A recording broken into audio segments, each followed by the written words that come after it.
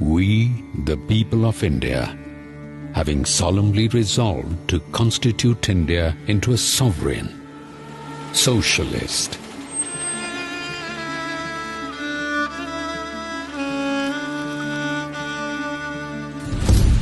secular,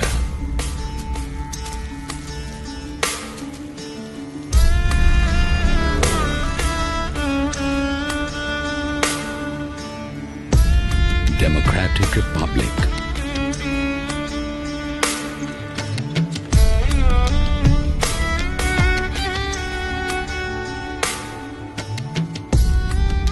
and to secure all its citizens justice, social, economic and political, liberty of thought, expression, belief, faith and worship,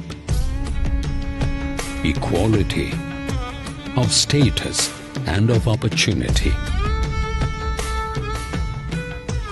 and to promote among them all fraternity, assuring the dignity of the individual and the unity and integrity of the nation.